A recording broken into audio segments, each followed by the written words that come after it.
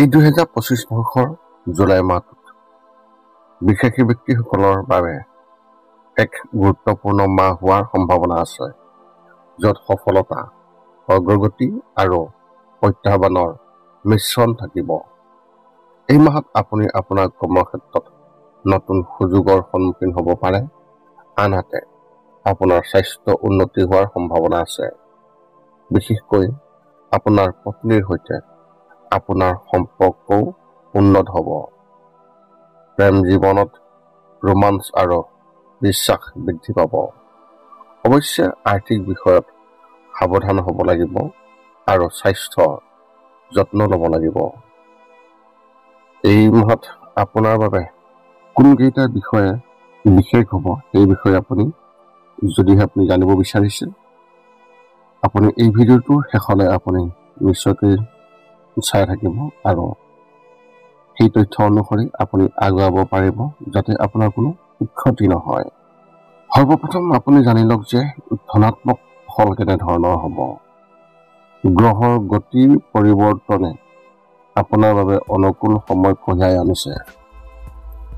আপোনাৰ বাকী থকা কাম এই সময়ত দ্ৰুতগতিত সম্পন্ন হ'বলৈ আৰম্ভ হ'ব। যি কামৰ বাবে আপুনি বহুদিনৰ পৰা চেষ্টা কৰি আহিছে, সেই কাম সফল হোৱাৰ সময় আহি পৰিছে। সন্তানৰ পৰা ভাল খবৰ পোৱাৰ পিছত আপুনি শিথিল আৰু শান্তি অনুভৱ কৰিব। এই সময়ে আপোনাৰ বাবে সুখ আৰু সফলতা কঢ়িয়াই আনিছে। এতিয়া আপুনি জানি লওক যে আপুনি কোনকেইটা বিষয়ত আপুনি অত্যন্ত সাৱধান হ'ব লাগিব। এই মাহত আপুনি আপোনাৰ জীৱনটো ভাৰসাম্য ৰক্ষা কৰি আৰু সঠিক সিদ্ধান্ত গ্ৰহণ কৰি আপোনাৰ সমস্যাসমূহ দূৰ কৰিব পাৰিব। সফলতাৰ দিশত অগ্ৰগতি আগবাঢ়ি যাবলৈ ধৈৰ্য অতি প্ৰয়োজনীয়। আপোনাৰ গুৰুত্বপূৰ্ণ কামবোৰ সম্পূৰ্ণ কৰিবলৈ অতিৰিক্ত প্ৰচেষ্টা চলাব লাগিব।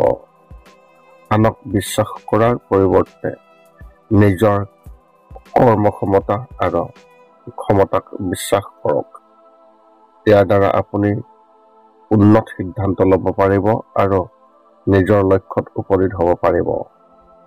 আৰ্থিক বিষয়ত আপুনি অত্যন্ত সাৱধান হ'ব লাগিব।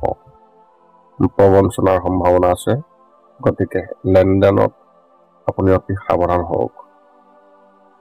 ব্যৱসায় আৰু চাকৰিৰ ক্ষেত্ৰত এনেধৰণৰ এই মাহত গ্ৰহসমূহৰ অনুকূল অৱস্থানে আপোনাৰ বাবে কঢ়িয়াই আনিছে নতুন সুযোগ।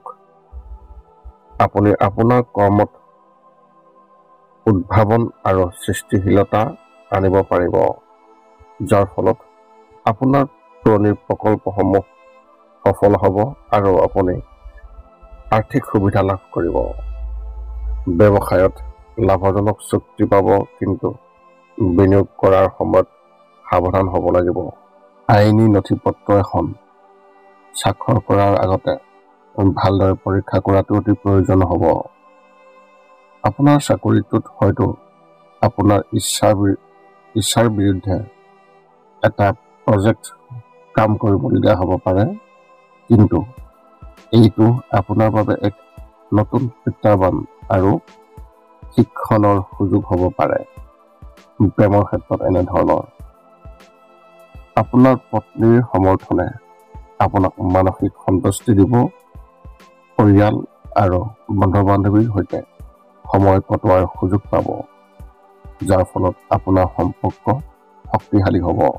ৰোমাঞ্চ আৰু বিশ্বাস বৃদ্ধি পাব আপোনালোকৰ প্ৰেমত, যাৰ ফলত আপোনাৰ সম্পৰ্ক গভীৰ হ'ব। কিন্তু অতিৰিক্ত বৈবাহিক সম্পৰ্কৰ দৰে ভুল পদক্ষেপে ঘৰত আৰু সমাজত আপোনাৰ ভাৱমূৰ্তি নষ্ট কৰিব পাৰে। আপোনাৰ পত্নীয়ে বা স্বামীয়ে আপোনাক নতুন কাম আৰম্ভ কৰাত সহায় কৰিব পাৰে, যিয়ে আপোনাৰ আৰ্থিক সুবিধা প্ৰদান কৰিব। পাৰস্পৰিক সন্মান থাকিব, যিয়ে আপোনাৰ সম্পৰ্কত স্থিৰতা আনিব। স্বাস্থ্যৰ ক্ষেত্ৰত এনেধৰণৰ এইবাৰ আপোনাৰ স্বাস্থ্যৰ উন্নতি হোৱাৰ সম্ভাৱনা আছে। আপুনি আপোনাৰ দৈনন্দিন জীৱনত পৰিৱৰ্তন আনিবলৈ চেষ্টা কৰিব, যাৰ ফলত আপুনি বৃদ্ধি পোৱা ফিটনেছ আৰু শক্তিৰ অভিজ্ঞতা লাভ কৰিব। নিয়মিত ৱৰ্কআউট আৰু ব্যায়ামে আপোনাৰ শাৰীৰিক আৰু মানসিক স্বাস্থ্যৰ উন্নতি সাধন কৰিব। আপুনি মানসিক শান্তি আৰু শক্তি অনুভৱ কৰিব, যিয়ে আপোনাক দৈনন্দিন কাম কাজত অধিক উৎসাহ আৰু প্ৰেৰণা যোগাব। কিন্তু যদি আপুনি ৰক্তচাপ বা ডায়েবেটিছ ৰোগত আক্ৰান্ত, তেন্তে নিয়মিতভাৱে পৰীক্ষা কৰা উচিত আৰু ঔষধ খোৱাৰ ক্ষেত্ৰত অৱহেলা কৰা উচিত নহ'ব। আপুনি এই মাহত কেনেধৰণৰ প্ৰতিকাৰ অৱলম্বন কৰিব লাগিব সেই তথ্য আপুনি জানি লওক। আপোনাৰ কামত নতুনত্ব আৰু সৃষ্টিশীলতা আনিবলৈ চেষ্টা কৰক। পুৰণি প্ৰজেক্ট সম্পূৰ্ণ কৰাৰ বাবে অতিৰিক্ত প্ৰচেষ্টা চলক। আৰ্থিক লেনদেনত সাৱধান হওক আৰু বিনিয়োগ কৰাৰ সময়ত ভালদৰে পৰীক্ষা কৰক। সম্পৰ্কত আস্থা আৰু ৰোমাঞ্চ বৃদ্ধিৰ বাবে সময় আৰু কষ্ট খৰচ কৰক। নিজৰ স্বাস্থ্যৰ ক্ষেত্ৰত বিশেষভাৱে যত্ন লওক আৰু নিয়মিতভাৱে ব্যায়াম কৰক। নিয়মীয়াকৈ ৰক্তচাপ আৰু ডায়েবেটিছ পৰীক্ষা কৰক আৰু ঔষধ খোৱাৰ ক্ষেত্ৰত গাফিলতি নকৰিব। নিজৰ লক্ষ্যত উপনীত হোৱাৰ বাবে এটা স্পষ্ট পৰিকল্পনা কৰক আৰু তাক অনুসৰণ কৰক। চেষ্টা কৰক পৰিয়াল আৰু বন্ধু বান্ধৱীৰ সৈতে সময় কটাবলৈ।